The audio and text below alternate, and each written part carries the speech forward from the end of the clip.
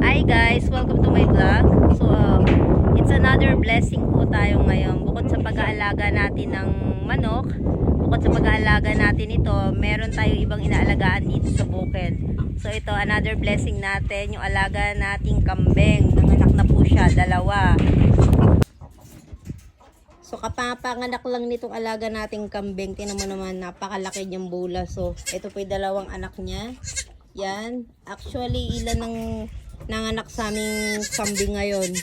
So, pangatlong inahin to. So, pang-4 na inahin pala to. So, yung 3 inahin, mga nasa galaan. Kapapanganak lang din siguro mga 1 week ago. Hindi ko malaman kung saan banda dito. Doon siguro banda. Doon siguro nagpuntahan yung mga ibang kambing namin. So marami tayong mga alagang kambing dito. Kaya lang tinan mo tong bukid. Mga nanunuyot so walang damo. So pagdating ng tag-araw, pagdating ng tag-ulan, so magsisibulas na tong mga damo na to at kahit papano tong mga kambing, mag-i-stay na sila dito.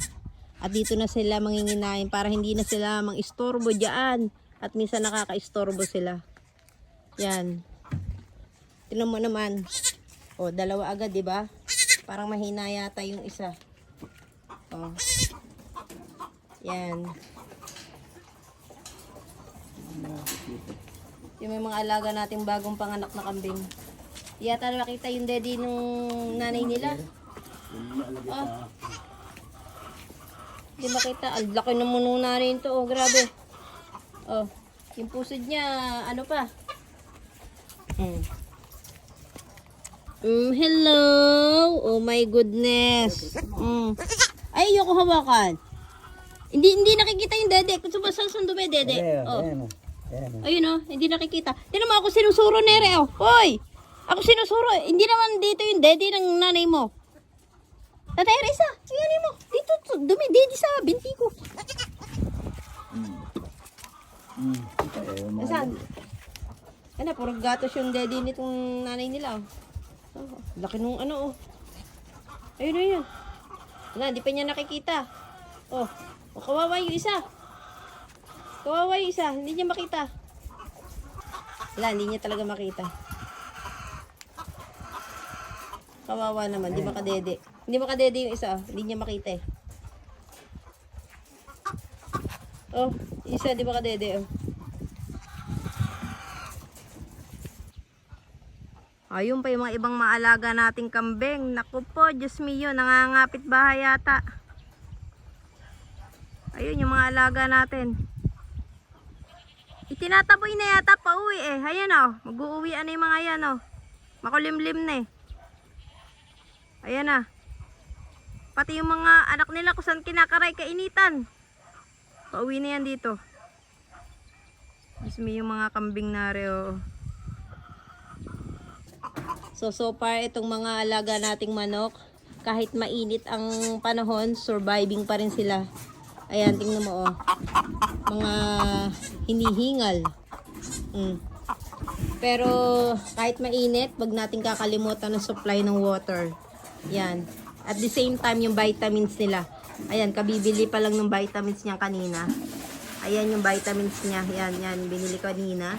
So, kailangan kompletuhin natin yung tubig na yun sa drum.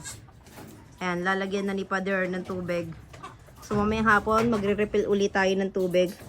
Para kahit pa paano tong mga alaga nating manok ay nakakasurvive pa rin kahit mainit. So, dahil sa init ang panahon yan, pero kami separate na kulungan dito. Ito,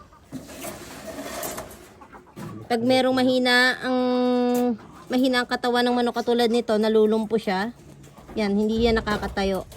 Sineparate ko na siya kulungan, hindi mo siya po pwedeng ihalo kasi hindi siya makatayo. So minsan yan na nagiging sakit ng mga manok.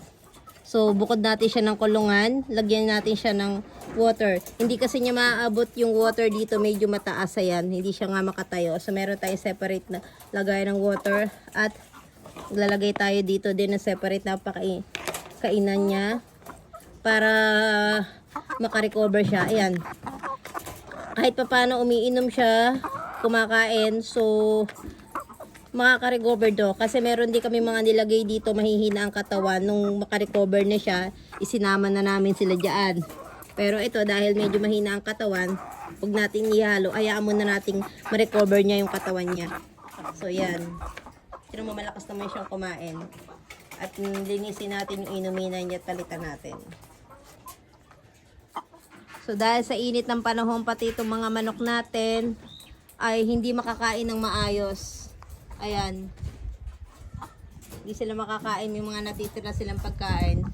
Pero pagka ganito, may natitira silang pagkain, unang ginagawa ko po dyan, inaano ko muna siya, kinakadkad ko muna itong mga pagkain niya.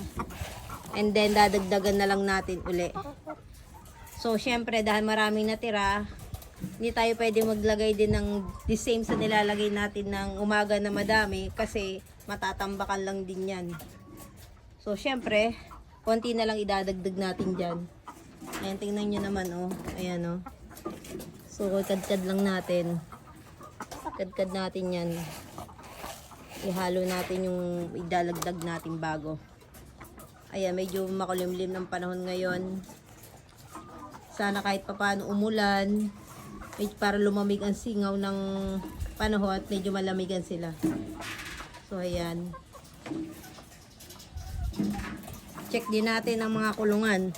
Baka mamaya meron diyang mga ibang mga lulumpo-lumpo na. Hindi natin pinapansin. Magugulat tayo. Matigas na. So, di basta nagpapakain tayo at nagpapainom ng tubig, kailangan chine-check din natin yan kung okay sila. Baka mamaya may naipit na dyan. Kasi before may mga naiipit dyan, hindi natin napapansin. Katulad before, may naipit dito ng pakpak. Ay, itim na. Ayun, namatay din.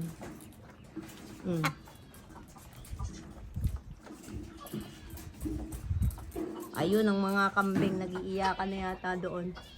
Mamaya mag-uuwi ano yung mga yan. Pag medyo umambon-ambon na.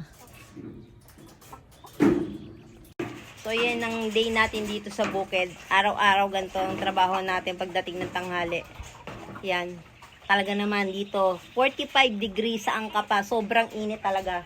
Kaya kahit gustuhin ko mang maligo bago pumunta dito, ay sobrang init. So, tama na magsuot ng mahaba manggas, magsombrero, punta na dito. Then after dito, tsaka tayo maligo. Grabe talaga eh. Iba talaga. Sobrang init. Ito talaga, sobrang init talaga pagka ganitong mga month. Yan. So, thanks God pa rin at surviving ang mga manok natin kahit mainit. Nakakasurvive pa sila.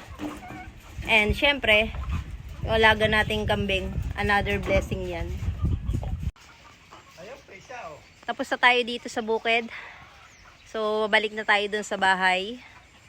At napakainit na talaga. So, see you on my next vlog po. Salamat po uli sa panonood.